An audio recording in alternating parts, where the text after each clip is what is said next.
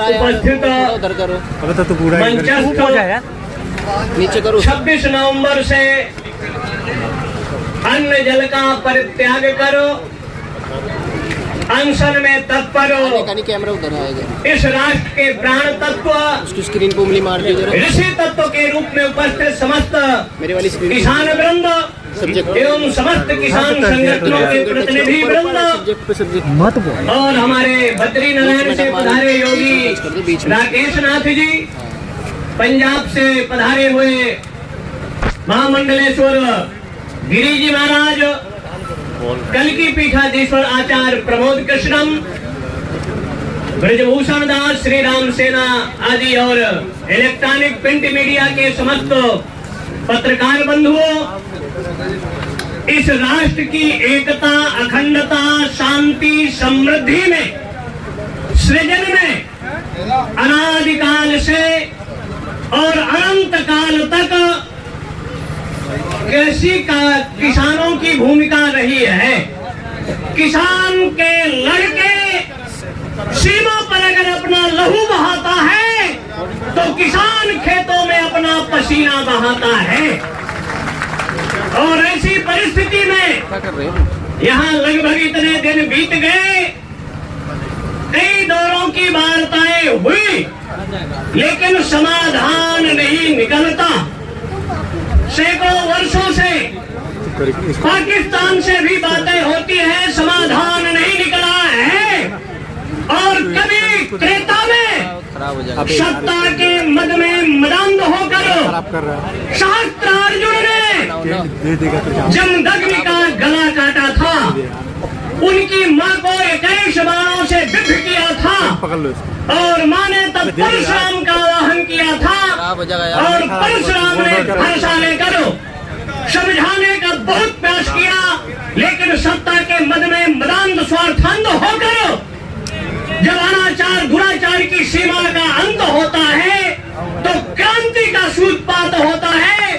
ये शांति के पक्षधर है किसान, लेकिन अगर इस देश के 50 करोड़ किसान, लगभग 15 करोड़ किसान ऐसे हैं जिनका 1 एकड़ से जब भी जमीन कम है, और 15 करोड़ लोगों के किसानों के कर्जे भी माफ नहीं हुए, उनके खाते भी नहीं होंगे, वो लोन लेने की स्थिति में भी नहीं, ज्यादातर कार और अमेरिका के बर्तन पर भारत के किसानों को सरकार मजदूर बनाने पर जो तुली है, किसी भी परिस्थिति में नहीं होने दिया जाएगा।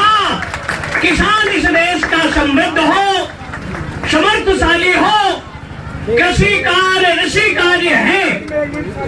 ऋषियों ने नया नया जैसे आविष्कार किया, वैसे किसान विभिन्न तरह के अन्नों को सृजन कर सबका पेट भरने का कार्य किया है।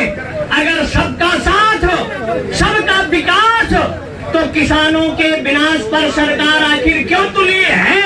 इसलिए किसानों के हित में निर्णय लेना चाहिए, लेकिन ये नारा ही गलत है। सबका साथ, सबका विकास मतलब बलात्कार का भी विकास, चोरों का भी विकास, आतंकवादियों का भी विकास, ऐसा विकास नहीं चाहिए। राष्ट्रवादियों का विकास हो, अच्छे लोगों का विकास हो और बुरे लोगों का दमन हो। ये नीतियां, बहुत से नारे हैं जो देश हित, राष्ट्र हित में, और जहां तक किसानों का आंदोलन है, हर तरह का इसको सपोर्ट है, समर्थन है, और अविलंब सरकार को किसानों के हित में निर्णय लेना चाहिए। इससे धरना खत्म हो, समाप्त हो, मंगल का वातावरण हो। 3 काम सरकार को अवश्य करना चाहिए। अगर नेताओं को यात्रा फ्री, नेताओं को और आवास फ्री, तो किसानों के लिए रेल यात्रा, बस यात्रा फ्री हो जाएगी, और किसानों के लिए बिजली फ्री, अगर नेताओं के लिए गैस फ्री, बिजली फ्री, आवास फ्री। इसलिए किसानों के हित में किसानों का लगान फ्री होना चाहिए, किसानों का लगान फ्री होना चाहिए, किसान यात्राएं फ्री होना चाहिए, और किसानों के लिए पानी, बिजली फ्री, और जितने उत्पादन करने वाले हैं अपना किसानों के लिए कम से कम ये निश्चित होना चाहिए कि किसान जो उत्पादन करे उस उत्पादन का दाम निश्चित करने का अधिकार इस देश के किसानों को मिलना चाहिए।